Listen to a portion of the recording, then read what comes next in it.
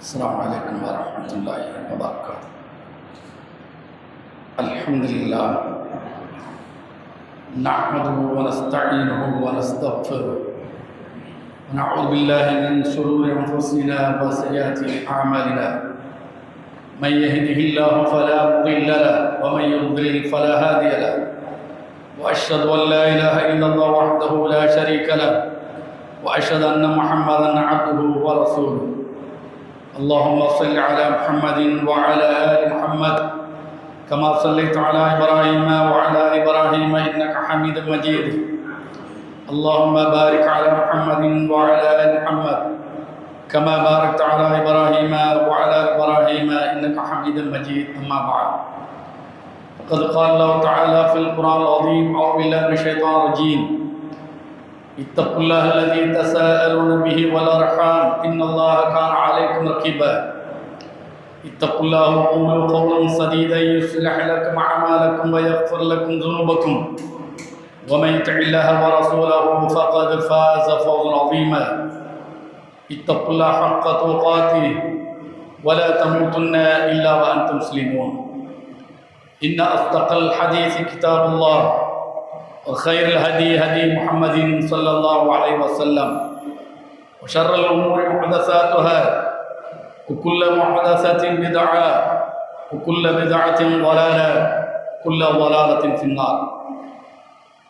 கண்ணியத்துக்குரிய எல்லாம் அல்ல அல்லாஹ்வின் நல்லடியார்களே, அல்லாஹ்வுடைய பேரருளால் அல்லாஹ்வுடைய மார்க்கத்தை அறிந்து கொள்வதற்காக அல்லாஹ்வுடைய ஆலயம் மஸ்ஜித் முபாரக்கில் ஜும்மாவை முன்னிட்டு நாம் அமர்ந்திருக்கிறோம்.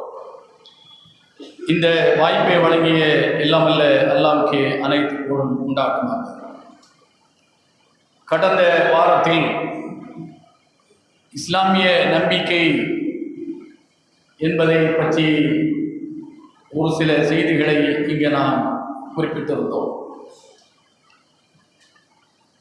அடிப்படை சரியாக இருந்தால் மட்டும்தான் நம்முடைய செயல்களும் அதற்கு பிரதிபலனாக வழங்கப்படக்கூடிய நன்மைகளும் நம்முடைய கணக்கில் வரவு வைக்கப்படும். அடிப்படையே கோளாறாகிவிட்டால் அதன் மீது கட்டமைக்கப்படக்கூடிய எந்த ஒன்றும் அது நிலைத்திருக்காது என்பதற்கு அல்லாஹ்வே திருக்குர்ஆனில் தன்னுடைய வார்த்தைகளால் சொல்லி காட்டுகிறார். கரையோரத்தில் கட்டப்படுகிற வீட்டை போல வெள்ளம் அடித்து செல்லப்படுகிற போது அந்த வீடும் சேர்ந்து அரித்து செல்லப்பட்டுவிடும் என்பதை அல்லாஹ் குறிப்பிடுகிறார். அதுபோல நம்முடைய கட்டடம் உறுதியானதாக இருந்தால் மட்டும்தான் நாம் உயிர் வாழ முடியும் என்பதை புரிந்திருக்கின்றோம். அதுபோல மனித வாழ்க்கையில் ஒரு முஸ்லிமுடைய உயிர் நாடியாக இருப்பது அடிப்படை கோட்பாடு. அதில் மிக முக்கியமான ஒன்று மனிதனுடைய மரணம். மனிதன் இந்த உலகில் பிறந்தால் இறப்பு அவனுக்கு நிச்சயம். மரணித்து விட்டால் அவனுடைய செயல்பாடுகள் அனைத்தும் இந்த உலகத்தில் முடிந்து விடுகின்றன. இனி அவனிடமிருந்து எந்த செயல்பாடையும் நாம் எதிர்பார்க்க முடியாது. மரணித்தவனால் சிந்திக்க முடியாது, மரணித்தவனால் கண் திறந்து பார்க்க முடியாது. ஆதலால் தான் அவன் கண்ணை நாம் மூடி இவன் மரணித்து விட்டான் என்று அவனை குளிப்பாட்டி கவனிட்டு புதைகுழியில் கொண்டு போய் நாம் என்ன செய்கிறோம், அடக்குகிறோம். அவனுடைய மனைவி உயிரோடு இருந்தால் அவள் 4 மாதம் 10 நாள் அவள் காத்திருக்க வேண்டும். அவனுடைய சொத்துக்கள் இருந்தால் அவனுடைய வாரிசுகள் இறைவன் நிர்ணயித்த பங்கின் பிரகாரம் அவர்கள் தங்களுக்குள் பகிர்ந்து கொள்ள வேண்டும், பங்கிட்டுக் கொள்ள வேண்டும். மனிதன் மரணித்ததற்கு பிறகு இதையெல்லாம் நாம் என்ன செய்கின்றோம். மனிதன் மரணித்ததற்கு பிறகு அவனுடைய உயிர் அல்லாஹ்வுடைய கட்டுப்பாட்டுக்கு போய்விடுகிறது. உடலில் ஓடிக்கொண்டிருந்த உயிர் அல்லாஹ்வுடைய கட்டுப்பாட்டில் போய் சேர்ந்து விடுகிறது. உடல்தான் செத்த பிண்டமாக இருக்கிறது. உடலைத்தான் நாம் அடக்கம் செய்கிறோம். உடலில் இருந்து பிரிந்து போன உயிர் அது ஒரு உலகில் அது வாழ்கிறது என்பதுதான் இஸ்லாமிய கோட்பாடு. அது பர்சக் என்கிற உயிர்கள் வாழக்கூடிய ஒரு உலகம். அந்த உலகில் அந்த உயிர்கள் வாழ்கின்றன. நமக்கு முன்னால் இறந்தவர்கள் எல்லாம் ஒரு உலகில் வாழ்ந்து கொண்டிருக்கிறார்கள். அந்த வாழ்க்கையில் நெருக்கடியும் இருக்கிறது, அந்த வாழ்க்கையில் இன்பமும் இருக்கிறது என்பதை நமக்கு இஸ்லாம் போதிக்கின்றன. இப்படிப்பட்ட இந்த மனிதனுடைய இறப்புக்கு பிறகு என்ன என்பதை புரிந்து வைத்திருக்கிறோம். அது எல்லோ சமுதாயத்திலும் எல்லா மதத்தினரும் இறந்துவிட்டால் அவனுடைய இயக்கம் எல்லாம் முடிந்துவிட்டது என்பதை அவர்கள் புரிந்து வைத்திருப்பதைப் போல நாம் புரிந்து வைத்திருக்கிறோம். ஆனால் அவர்களுக்கும் நமக்கும் உள்ள வித்தியாசம், அவர்கள் செத்துப்போனால் இனி எழுப்பப்படுவது இல்லை என்று புரிந்திருக்கிறார்கள். ஆனால் முஸ்லிமை பொறுத்தளவில் இறந்து போனால் அவன் எழுப்பப்படுவான், விசாரிக்கப்படுவான் என்று அவர்களிலிருந்து வேறுபட்டு நாம் அதை புரிகிறோம். இந்த நம்பிக்கை தான் ஒரு முஸ்லிமுடைய நம்பிக்கையாக இருக்க முடியும். இது போன்று நபிகள் நாயகம் ஸல்லல்லாஹு அலைஹி வஸல்லம் அவர்களும் இந்த உலகில் வாழ்ந்தார்கள், அவர்களும் இறந்து போனார்கள். இறந்து போனால் ஒரு மனிதனுக்கு என்னென்ன உண்டுமோ அத்தனையும் நபி அவர்களுக்கும் உண்டு.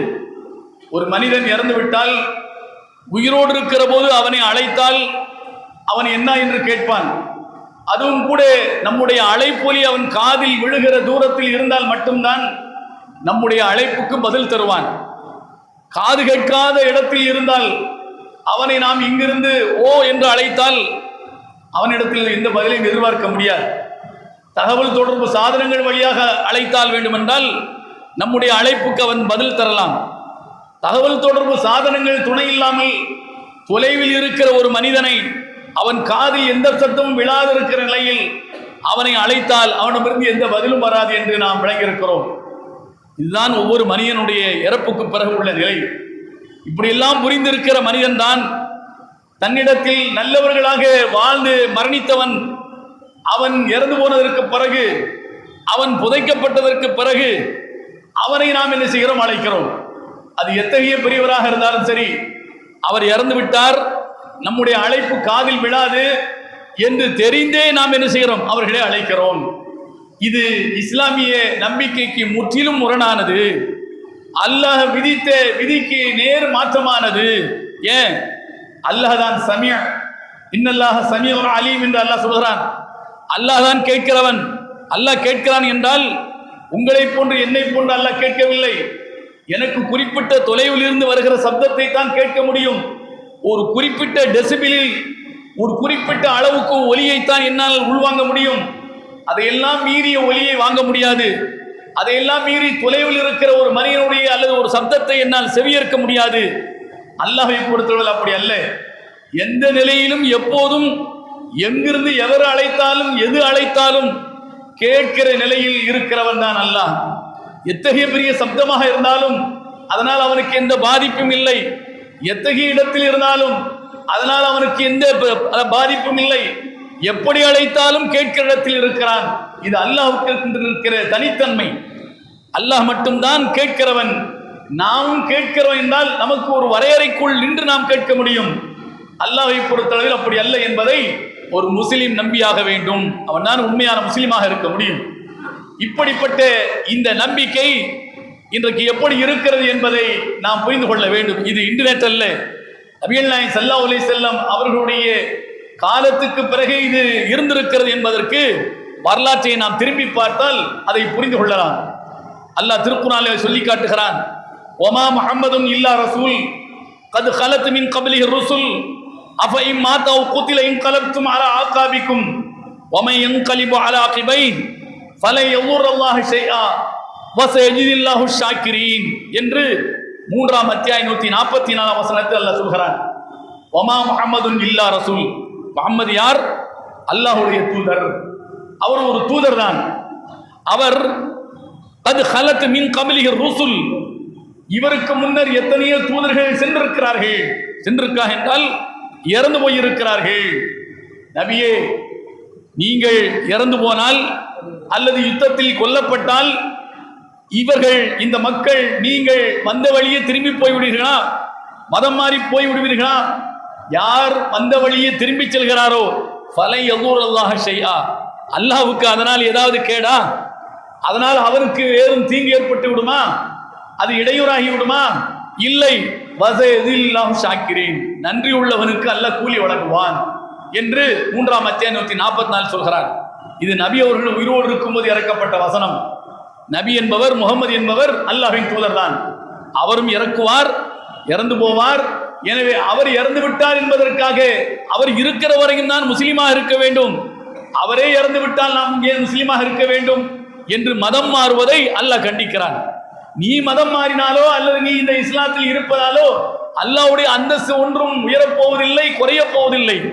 அவனாகத்தான் இருக்க போகிறான். ஆனால் கேடு, விளைவு, பின்விளைவு எல்லாம் அது ஒன்னைத்தான் வந்து சேரும் என்பதை அல்லாஹ் இந்த வசனத்திலே சொல்லி காட்டுகிறான். அடுத்து பாருங்கள், நபி அவர்கள் இருக்கும்போது இறங்கிய அந்த வசனங்களை நாம் பார்க்கிறோம். குல் இன்ன ஸலாத்தி வ நுசுகி வ மஹ்யாய வ மமாத்தி லில்லாஹி ரப்பில் ஆலமீன். நபியே சொல்லுங்கள், எனது தொழுகை, எனது வழிபாடு, என் வாழ்வு, வ மமாத்தி என்னுடைய மரணம் எல்லாமே லில்லாஹி ரப்பில் ஆலமீன், அகிலங்களின் ரட்சகனுக்கே உரியது. நபி அவர்கள் அல்லாஹ் சொல்கிறான், என்னுடைய மரணம், நான் வாழ்வது, நான் சாவது எல்லாமே அல்லாஹ்வுக்கு சொந்தம். அதனால் தான் இன்னா லில்லாஹி வ இன்னா இலைஹி ராஜிஊன் என்று சொல்கிறோம். செத்து போனால் அந்த செய்தியை கேட்டால் நாம் அல்லாஹ்வுக்காக அவரிடமே போக இருக்கிறோம் என்று சொல்கிறோம். ஆக வாழ்வு, மரணம், வழிபாடு அத்தனையும் அல்லாஹ்வுக்கு சொந்தம் என்று சொல்லுங்கள். லா ஷரீக லஹு வ பிதாலிக உமிர்து அன அவ்வலுல் முஸ்லிமீன், அவனுக்கு எந்த இணையும் இல்லை, இது குறித்து தான் நான் உத்தரவிடப்பட்டிருக்கிறேன், நான் அவருக்கு கட்டுப்படுகின்றவர்களில் முதலாம் அவனாக இருக்கிறேன் என்று அல்லாஹ் நபியை சொல்கிறான். 6ஆம் அத்தியாயம் 162 163 வசனம். ஏன் அல்லாஹ் சொல்கிறான்? நபிக்கும் மரணம் இருக்கிறது என்பதை உயிரோடு இருக்கிற போதே அந்த மக்களுடைய மனதில் பதிய வைத்து விட வேண்டும். நபியாக இருந்தாலும் எனக்கும் மரணம் உண்டு, எனக்கு எப்படி வாழ்வு இருக்கிறதோ அது மாதிரி எனக்கு சாவும் இருக்கிறது என்பதை அந்த மக்களுக்கு சொல்லிவிட வேண்டும் என்பதை அல்லாஹ் சொல்கிறான். அடுத்து பாருங்கள், 21ஆவது அத்தியாயம் 34ஆம் வசனம். வமா ஜஅல்னா லிபஷரின் மின் கப்லிகல் குல், நபியை பார்த்து அல்லாஹ் சொல்கிறான், முஹம்மதே, வமா ஜஅல்னா லிபஷரின், எந்த மனிதனுக்கும் மின் கப்லிகல் குல், உமக்கு முன்னால் நிரந்தரத்தை நான் ஆக்கவே இல்லை. உமக்கு முன்னாலே யாரா இந்த உலகத்தில் நிரந்தரமாக வாழ வைத்திருக்கிறோமா? எல்லோருக்கும் நிரந்தரம் கிடையாது. நிரந்தரம் என்பது அல்லாஹ் ஒருவனுக்கு மட்டும்தான். எனவே உமக்கு முன்னால் வாழ்ந்த எவருக்கும் நிரந்தரத்தை நாம் ஆக்கவில்லை. அஃபைம் மாத்த வஹுமுல் காலிதூன், நீ இறந்து போனால் மட்டும் அவர்கள் நிலையாக இருந்து விடுவார்களா? நீயும் இறந்துதான் போவாய், அவர்களும் போய்விட்டார்கள். அவர்களுக்கும் நிலைத்தன்மை இந்த உலகத்தில் கிடையாது. நிலையாக இருக்கிறவன் அல்லாஹ் மட்டும்தான் என்பதை நபியின் வாயால் அல்லாஹ் சொல்ல வைக்கிறான். நீ இறந்து போனால் அவங்க மட்டும் இருந்துவாங்களா உயிரோட? இல்லை, அவங்களும் உயிரோடு இல்லை, நீயும் தான் இறக்க போகிறாய். இதை அந்த மக்களுக்கு சொல்லிவிடுங்கள்.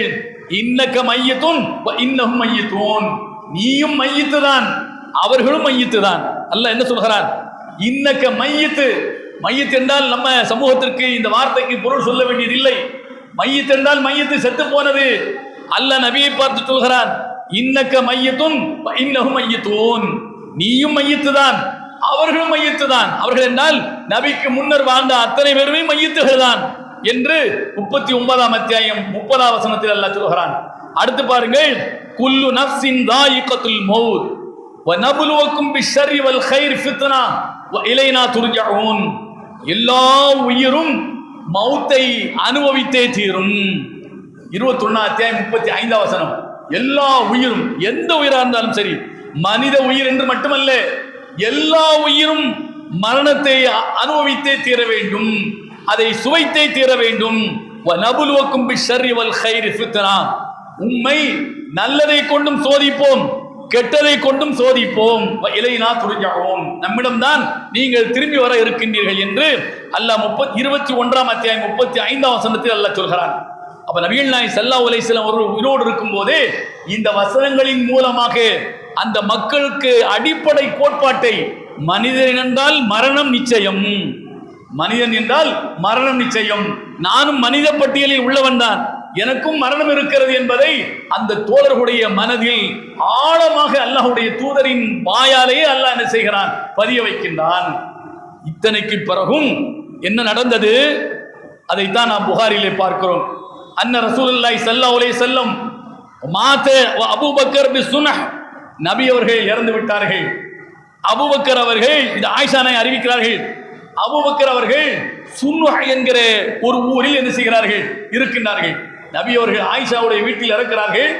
அபூபக்கர் அவர்கள் சுன்ஹ் என்கிற ஒரு வீட்டில் இருக்கின்றார்கள். இங்கு நபியை சுற்றி இருந்த சஹாபாக்கள், அவர்களோடு ஒருவராக இருந்த உமர் அவர்கள், ஃபகாம உமர் யகூல் வல்லாஹி மா மாத ரசூலுல்லாஹ், உமர் அவர்கள் எழுந்து அல்லாஹ்வுடைய தூதர் இறக்கவில்லை என்று சொன்னார். உமர் எழுந்து அல்லாஹ்வுடைய தூதர் இறக்கவில்லை என்று சொன்னார்.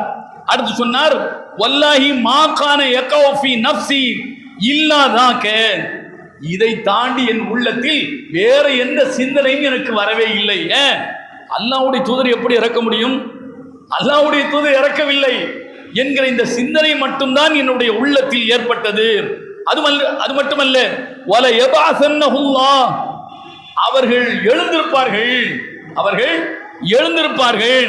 ஃபல யுகத்திஅன்ன ஐதிய ரிஜாலின் வ அர்ஜுலிஹிம், எவராவது முகமது அவர்கள் இறந்ததாக சொன்னார்கள் என்றால் அவர்கள் எழுந்து அவனுடைய கையை தரிப்பார்கள், அவனுடைய காலை வெட்டுவார்கள் என்று உமர் அவர்கள் சொன்னார்கள்.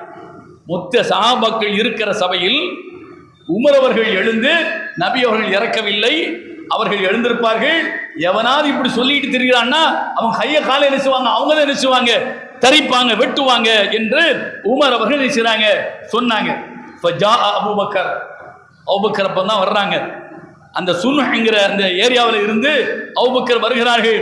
ஃபகஷஃப அன் ரசூலில்லாஹ் ஃபகப்பலஹு, நபி அவர்கள் மூடி வைக்கப்பட்டிருக்கிற அந்த உடலை பார்த்து அந்த துணியை விலக்கி அவர்களை முத்தமிட்டார்கள்.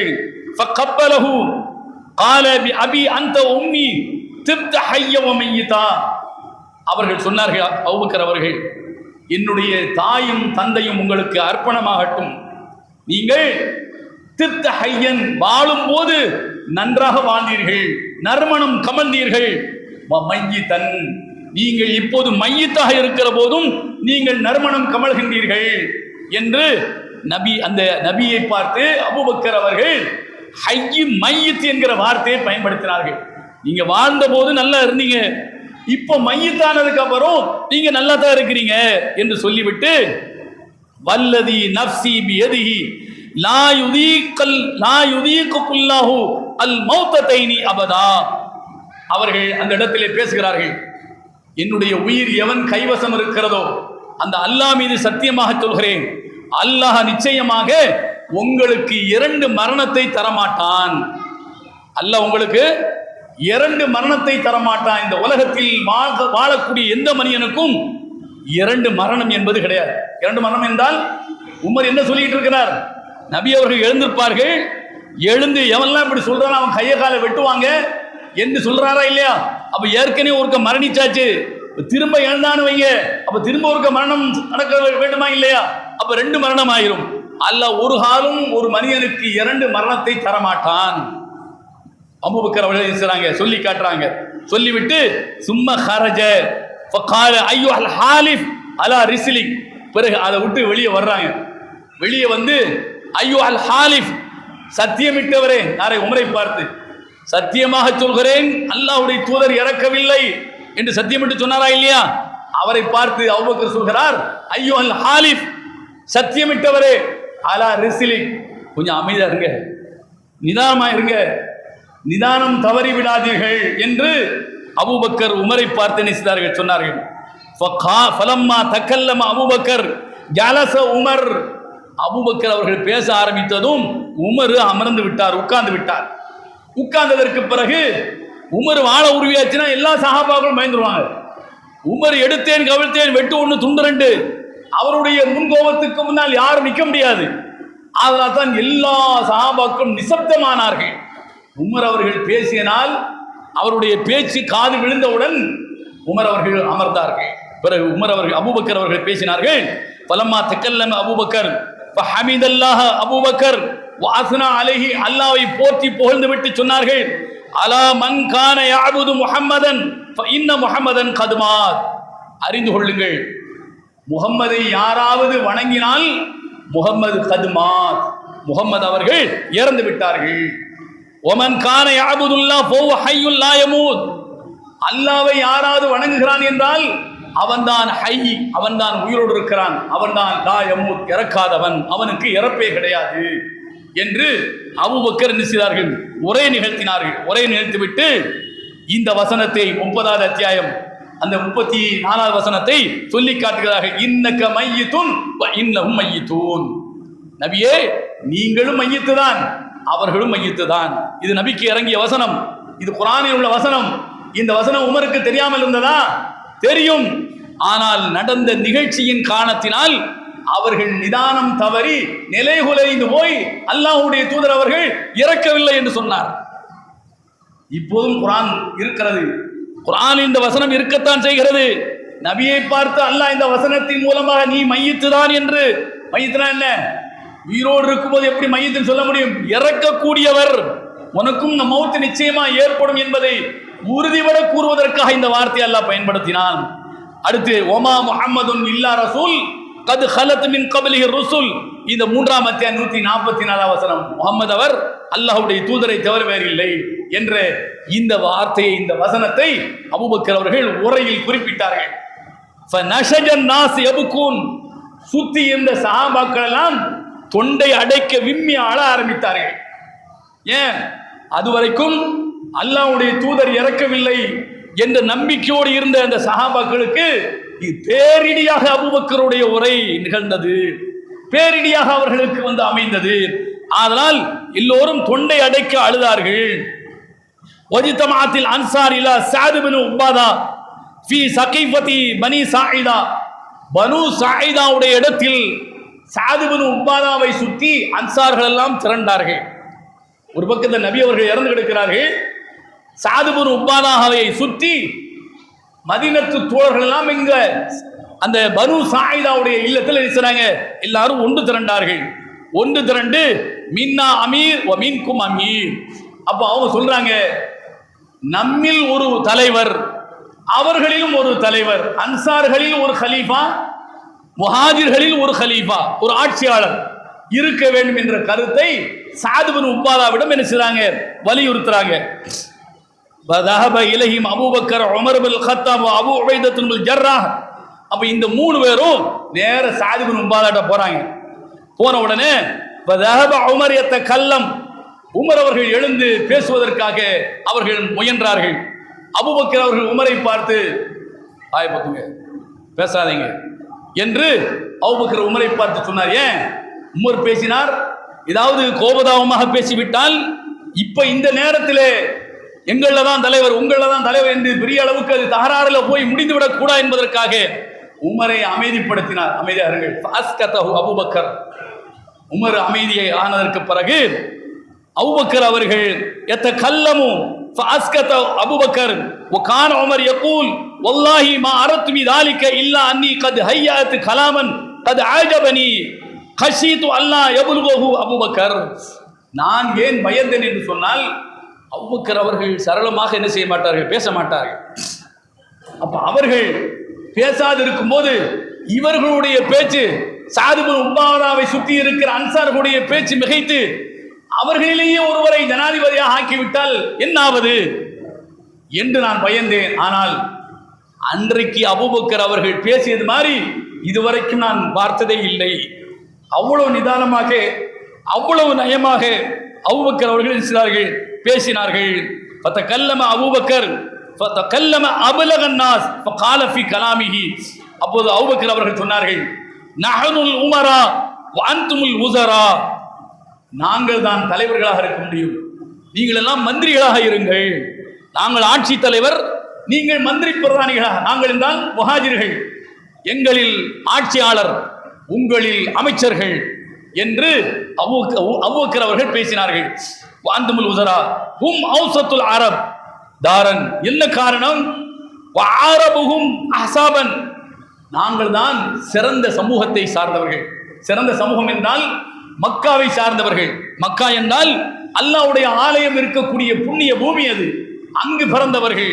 எனவே அதிகாரம், ஆளுகிற தலைமை பொறுப்பு முஹாஜிர்களுக்குத்தான் வேண்டும், நீங்கள் அமைச்சர்களாக இருந்து கொள்ளுங்கள் என்று அபூபக்கர் ரலியல்லாஹு அன்ஹு பேசினார். உடனே அவர்களில் ஒருவர், இல்லை இல்லை, சாத் இப்னு உபாதா தான் தலைவராக இருப்பார், நீங்கள் வேண்டுமென்றால் அமைச்சர்களாக இருந்து கொள்ளுங்கள் என்று சொன்னார்கள். இல்லை இல்லை, அபூபக்கர் திரும்பவும், இல்லை, எங்களில் தான் தலைவர், நீங்கள் அமைச்சர்களாக இருந்து கொள்ளுங்கள் என்று சொன்னார்கள். கடைசியில் அபூபக்கரை தலைவராக ஏற்றுக்கொண்டார்கள். எல்லோரும் அபூபக்கரிடத்திலே பைஅத் செய்தார்கள். உமரும் பைஅத் செய்தார். அவர்தான் முதலில் பைஅத் செய்தார். உங்களை ஆட்சி தலைவராக நான் ஏற்றுக்கொள்கிறேன் என்று அபூபக்கரை உமர் அவர்கள் ஏற்றுக்கொண்டார். சுற்றி இருந்த சஹாபாக்கள் அத்தனை பேரும் ஏற்றுக்கொண்டார். என்ன காரணம்? அல்லாஹ்வுடைய தூதருக்கு மிக நெருக்கமானவர், அல்லாஹ்வுடைய தூதருக்கு அடுத்து அல்லாஹ்வுடைய தூதருக்கு மிகவும் நேசத்துக்குரியவர் அபூபக்கர் அவர்கள்தான் ஆட்சி தலைவராக இருக்க தகுதி வாய்ந்தவர்கள் என்று உமர் அவர்கள் பைஅத் செய்தார்கள். மற்ற எல்லோரும் பைஅத் செய்தார்கள். அப்படிப்பட்ட அந்த நேரத்தில் அன்சார்களை சேர்ந்த ஒரு மனிதர் எழுந்து, கத்தல்தும் சாத் இப்னு உபாதா, சாத் இப்னு உபாதாவுடைய கருத்தை நீங்கள் கொலை செய்து விட்டீர்கள், அதை ஒன்றுமில்லாமல் ஆக்கி விட்டீர்கள். உடனே உமர் சொன்னார், அல்லாஹ் தான் கொலை செய்தான், அல்லாஹ் தான் ஒன்றுமில்லாமல் ஆக்கினான் என்று உமர் அவர்கள் சொன்ன செய்தியை இது புகாரியிலே நாம் பார்க்கிறோம். புகாரியில் 3668 ஹதீஸா பார்க்கிறோம். ஏன் இதை குறிப்பிட என்று சொன்னால், அல்லாஹ்வுடைய தூதர் இறந்து விட்டார்கள். இறந்ததற்கு பிறகு, ஒரு மனிதன் இறந்ததற்கு பிறகு என்னென்ன செய்வோம் என்பதை நீங்களும் அறிந்திருக்கிறீர்கள், நானும் அறிந்திருக்கிறேன், அந்த சஹாபாக்களும் என்ன அறிந்திருந்தார்கள். ஆனால் உமருடைய அந்த வீரியமிக்க செயலால் எல்லோரும் நிசப்தமானார்கள். பிறகுதான் அல்லாஹ்வுடைய வசனம் எடுத்து காட்டப்பட்டதற்கு பிறகு அவரும் நிதானத்திற்கு வந்து புரிந்து கொண்டார். அப்ப இந்த நிலை, யாரின் மீது அளவு கடந்த பிரியம் வைக்கிறோமோ அவர்கள் இறந்து போனால் அவர்களை இறப்பை சகிக்க முடியாதவர்களாகத்தான் இந்த உலகில் மனிதன் இருக்கிறான் என்பதற்கு இது வரலாற்று ரீதியான ஒரு சான்று.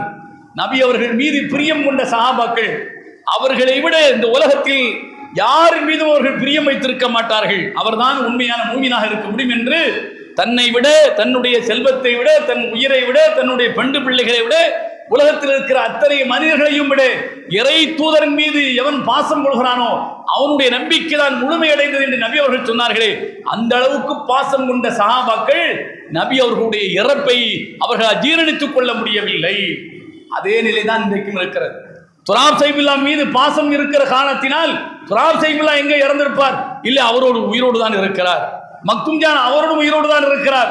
அப்புறம் சிந்தாமணி அவரும் உயிரோடு தான் இருக்கிறார். மசூது, சேகனா, எல்லா கலத குதிரை எல்லாமே உயிரோடு தான் இருக்கு.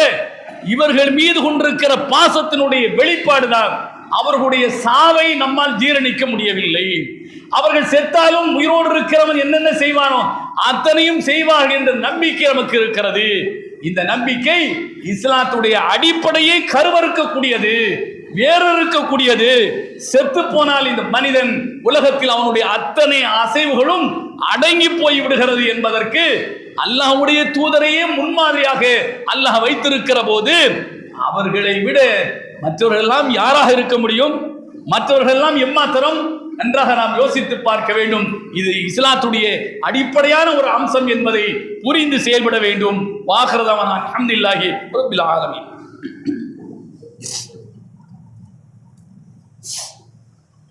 அல்ஹம்துலில்லாஹ் வஸ்ஸலாத்து வஸ்ஸலாம் அலா ரசூலில்லாஹ். அம்மா பஅத். இத்தகுல்லாஹ் ஹக்க துகாத்திஹ் வலா தமூதுன்ன இல்லா வ அன்தும் முஸ்லிமூன். கண்ணியத்துக்குரிய சகோதரர்களே, அல்லாஹ்வே திருக்குர்ஆனில் அல்லாஹ்வுடைய தூதர் அவர்கள் இறந்து போகக்கூடியவர், இந்த உலகத்தில் யாருக்கும் நிரந்தரம் என்பது இல்லை. அல்லாஹ்வுடைய தூதராக முகமதாக இருந்தாலும் அவருக்கும் நிரந்தரம் இல்லை என்பதை அல்லாஹ்வுடைய வார்த்தையாலேயே குர்ஆனில் நமக்கு அல்லாஹ் சொல்லித் தருகிறார். நபி அவர்களும் அதை என்ன செய்கிறார்கள்? உறுதிப்படுத்துகிறார்கள். நபி அவர்கள் எப்படி உறுதிப்படுத்துகிறார்கள்? அவுஸ் இப்னு அவுஸ் என்கிற சஹாபி சொல்லி காட்டுகிறார்கள். கால ரசூலுல்லாஹி ஸல்லல்லாஹு அலைஹி வஸல்லம், அபூதாவுல இந்த ஹதீஸ் இடம்பெற்றிருக்கிறது. கால ரசூலுல்லாஹி ஸல்லல்லாஹு அலைஹி வஸல்லம், இன்ன மின் அஃதலி அய்யாமிக்கும் யௌமுல் ஜும்ஆ, உங்களுடைய நாட்களிலேயே சிறந்த நாள் ஒரு வாரத்தில் 7 நாட்கள், ஒவ்வொரு நாட்களுக்கும் ஒரு பெயர். இந்த நாட்களிலேயே உங்களில் நாட்களிலே சிறந்த நாள் ஜும்மாவுடைய நாள், வெள்ளிக்கிழமை என்று சொன்னார்கள். ஜும்மாவுடைய நாள் என்றார்கள். என்ன காரணம்? ஃபீஹி குலிக ஆதம், வெள்ளிக்கிழமை தான் ஆதமை அல்லாஹ் படைத்தான். வெள்ளிக்கிழமை தான் அல்லாஹ் ஆதமை படைத்து சொர்க்கத்தில் என்ன குடியமர்த்தினான். ஓ ஃபீஹி குபில, வெள்ளிக்கிழமை தான் அல்லாஹ் என்ன செய்தான்? அவரை கைப்பற்றினான், அவருடைய உயிரை கைப்பற்றினான். ஓ ஃபீஹி நஃப்ஹது, வெள்ளிக்கிழமை தான் உலகத்தில் எல்லோரையும் அழித்ததற்கு பிறகு ஒரு சங்கு ஊதுவானா இல்லையா? அவர்கள் புதைகுழியில் இருந்தே இல்லை, வமினல் அஜ்தாசி இலா ரப்பிஹிம் யன்சிலூன், தங்களுடைய ரப்பை நோக்கி அவர்கள் செய்வாங்க, புற்றீசல்களை போன்று புதைகுழியில் இருந்து எழும்பி ஓடுவார்கள். இது வெள்ளிக்கிழமை தான் நடக்கும். வெள்ளிக்கிழமை தான் அல்லாஹ் என்ன செய்வான்? ஒரு சூர் ஊதுவான், ஒரு சங்கு ஊதுவான். ஓ ஃபீஹி ஸைகது, வெள்ளிக்கிழமை தான் உலகத்தையும் அல்லாஹ் அழிப்பான். இத்தனையும் வெள்ளிக்கிழமை தான் நடக்கும். அப்போ வெள்ளிக்கிழமைக்கு எவ்வளவு சிறப்பு இருக்கிறது. அதனால் நபிகள் நாயகம் ஸல்லல்லாஹு சொல்கிறார்கள், ஃபஅக்ஸிரு அலைய மினஸ் ஸலாத்தி ஃபீஹி, என் மீது அதிகம் அதிகம் ஸலவாத்து சொல்லுங்கள். நபிகள் நாயகம் சொல்றாங்க, என் மீது வெள்ளிக்கிழமைக்கு என்ன செய்யுங்க? வந்து உட்கார்ந்து என் மீது ஸலவாத்து சொல்லுங்கள். என்ன ஸலவாத்து? அத்தையாத்துல ஓதுறோமா இல்லையா? இந்த ஸலவாத்தை சொல்லுங்கள். அல்லாஹும்ம ஸல்லி அலா முஹம்மதின் வ அலா ஆலி முஹம்மதின் கமா ஸல்லைத அலா இப்ராஹீம வ அலா ஆலி இப்ராஹீம இன்னக ஹமீதும் மஜீத். அல்லாஹும்ம பாரிக் அலா முஹம்மதின் வ அலா ஆலி முஹம்மதின் கமா பாரக்த அலா இப்ராஹீம வ அலா ஆலி இப்ராஹீம இன்னக ஹமீதும் மஜீத். இந்த ஸலவாத்தை அதிகம் சொல்லுங்க. யார் ஒரு முறை என் மீது ஸலவாத்து சொல்கிறாரோ அவர் மீது அல்லாஹ் 10 அருள் பொழிகிறான். ஒருக்க இப்படி சொல்லிட்டீங்கன்னு வைங்க, உங்களுக்கு 10 அருள், அல்லாஹ்வுடைய அருள் உங்களுக்கு கிடைக்கும் என்று சொல்லிவிட்டு நபிகள் நாயகம் சொல்றாங்க, இன்ன ஸலாத்தக்கும் மஅரூவத்துன் அலைய, நீங்க சொல்லக்கூடிய இந்த ஸலவாத் இருக்கிறதே இது எனக்கு எடுத்து காட்டப்படுகிறது. உட்கார்ந்து இப்ப சொல்றீங்கன்னு வைங்க, இன்னாரு இங்க உட்கார்ந்து அப்துல் காரு உட்கார்ந்து என்ன செய்றாரு? ஸலவாத்து சொல்லி இருக்கிறார் என்று நபிக்கு காட்டப்படுகிறது. சைஃபுல்லா உட்கார்ந்து இங்கு ஸலவாத்து சொல்கிறார், நீ நபிக்கு காட்டப்படுகிறது என்று நபிகள் நாயகம் ஸல்லல்லாஹு அலைஹி வஸல்லம் சொன்னாங்க. மஅரூவத்துன் அலைய என்று சொன்னார்கள். சஹாபாக்களுக்கு சந்தேகம் வந்துவிட்டது. என்ன சந்தேகம்? காலு யா ரசூலல்லாஹ் வ கைஃப துரது ஸலாத்துனா அலைக் வகத் அரிம்த, அல்லாஹ்வின் தூதரே, நீங்க தான் புதைக்கப்பட்டு மண்ணோடு மண்ணாய் போனதற்கு பிறகு நாங்க சொல்லுகிற ஸலவாத்து உங்களுக்கு எப்படி எடுத்து காட்டப்படும்? என்ன வேடிக்கையா இருக்கிறது என்று சஹாபாக்கள் நபியை பார்த்து கேட்டார்கள். நபிகள் நாயகம் ஸல்லல்லாஹு சொன்னார்கள், இன்னல்லாஹ் அஸ்ஸ வ ஜல்ல ஹர்ரம அலல் ஆர்தி அஜ்சாதுல் அன்பியா. ஆமாம், வாஸ்தவம் தான். ஆனால் அல்லாஹ் இந்த பூமிக்கு ஒரு தடையை ஏற்படுத்தி இருக்கிறான். என்ன தடை? நபிமார்களுடைய உடல் புதைக்கப்பட்டால் அந்த உடலை இந்த பூமி தின்னக்கூடாது என்று ஒரு தடையை வைத்திருக்கிறார். எந்த மனிதனுடைய உடலும் புதைக்கப்பட்டால் ஒரு குறிப்பிட்ட நாளுக்கு பிறகு ஒன்றுமில்லாமல் போய்விடும். பூமியில் இருக்கக்கூடிய அத்தனை அந்த ரசாயனங்களும் அந்த உடலை தின்னு மென்று விழுங்கி ஒன்றுமில்லாமல் ஆக்கிவிடும். மண்ணோடு மண்ணாய் போய்விடும். வகியரமி, எதிரிகளுடைய காஃபிர்களுடைய கேள்வி அதுதான். நாங்கள் மண்ணில் புதைக்கப்பட்டு மண்ணோடு மண்ணாய் போனதற்கு பிறகு நாங்கள் எழுப்பப்படுவோம். அப்போ மொத்த மனிதனும் புதைக்கப்பட்டு விட்டால் மண்ணோடு மண்ணாய் போவார். நீங்களும் புதைக்கப்பட்டு விட்டால் நீங்களும் மண்ணோடு மண்ணாய்த்தானே போவீர்கள். பிறகு நாங்கள் சொல்லுகிற ஸலவாத் எப்படி உங்களுக்கு எடுத்து காட்டப்படும் என்று சஹாபாக்கள் கேட்டார்கள். அப்போதான் சொன்னாங்க, நபிமார்களுடைய உடலை இந்த பூமி தின்னாது. தின்னாது என்று சொன்னால் எங்கு அடக்கப்பட்டார்கள் அங்கு அந்த உடல் அப்படியே இருக்கும். இப்போதும் மதீனாவில் போய் நபியுடைய அந்த அடக்கத்தலத்தில் தோண்டி பார்த்தால் நபி அவர்களுடைய உடலை பார்க்கலாம். புதைக்கப்பட்ட நாளில் எப்படி புதைக்கப்பட்டார்களோ அதே நிலையில் இப்போதும் அவர்களுடைய உடல் இருக்கும். மறுமை நாள் வரை அந்த உடல் இருந்து கொண்டே இருக்கும். நபிக்கு மட்டுமல்ல, ஆதமிலிருந்து அல்லாஹ்வுடைய தூதர் வரைக்கும் அத்தனை இறை தூதர்களுடைய உடலும் அப்படியே இருக்கும் என்று நபிகள் நாயகம் ஸல்லல்லாஹு அலைஹி வஸல்லம் சொன்னார்கள். அப்ப இப்ப சொல்லுங்க, நீங்க சொல்லக்கூடிய ஸலவாத்து அல்லாஹ் எனக்கு எடுத்து காட்டுவானா இல்லையா? எனக்கு என்ன செய்வான்? அந்த ஆலமுல் அர்வாஹ், உயிர்கள் வாழுகிற உலகத்தில் இருக்கிற என்னுடைய உடலுக்கு உயிரை தந்து இன்னார் உங்கள் மீது ஸலவாத்து சொல்லி இருக்கிறார் என்று அல்லாஹ் எனக்கு எடுத்து காட்டுவான். 2 விஷயங்கள்.